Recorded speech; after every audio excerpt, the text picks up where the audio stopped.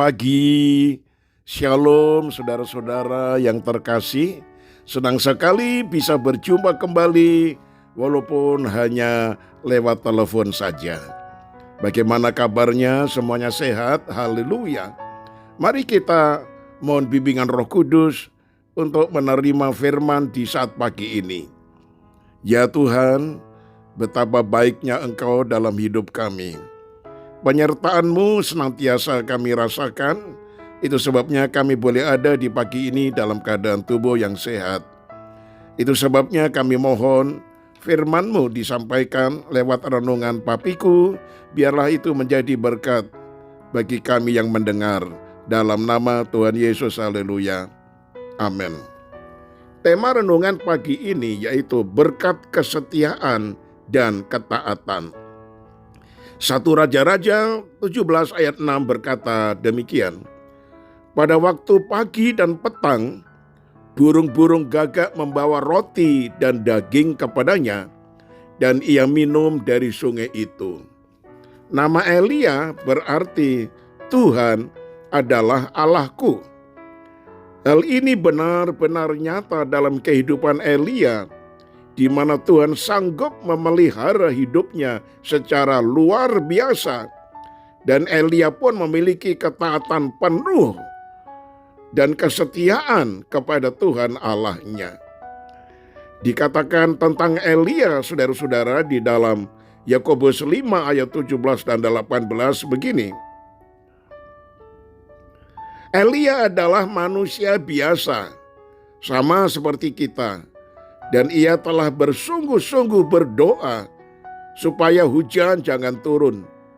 Dan hujan pun tidak turun di bumi selama 3 tahun dan 6 bulan. Lalu ia berdoa pula, dan langit menurunkan hujan, dan bumi pun mengeluarkan buahnya. Nah saudara, Elia menghadapi situasi yang sangat sulit pada zamannya. Kondisi moral dan rohani bangsa Israel sangat merosot tajam dan benar-benar bobrok. Mulai dari raja, para imam, sampai seluruh rakyat hidup menyimpang dan menyembah berhala. Ini dikarenakan Ahab, rajanya, berlaku jahat di mata Tuhan, lebih daripada semua orang yang mendahuluinya. Bacalah 1 Raja-Raja 16 ayat 30.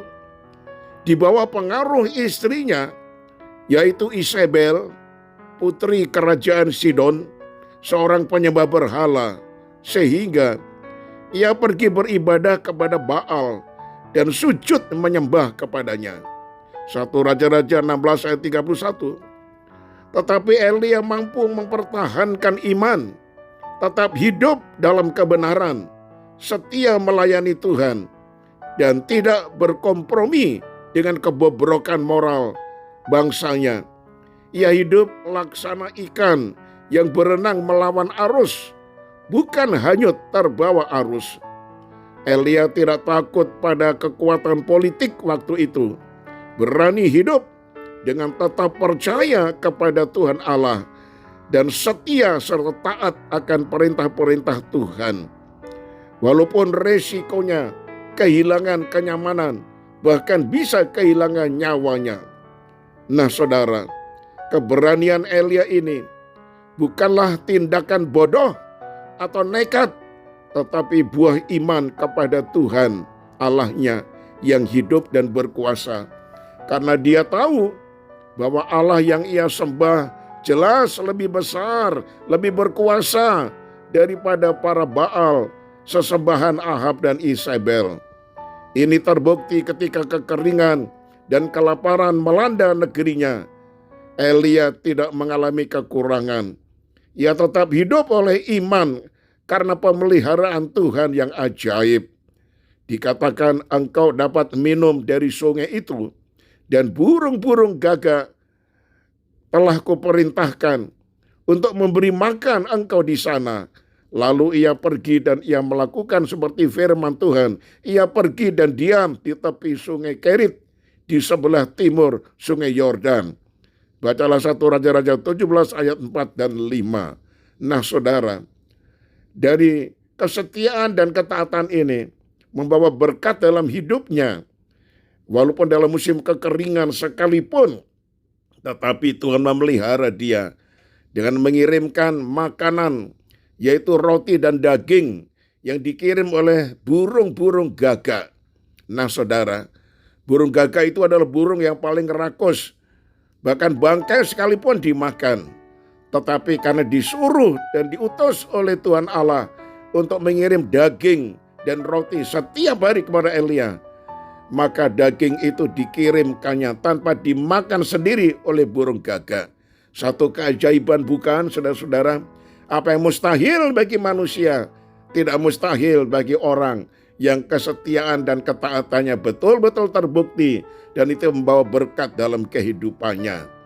Nah saudaraku, kita pun harus taat dan setia kepada Tuhan.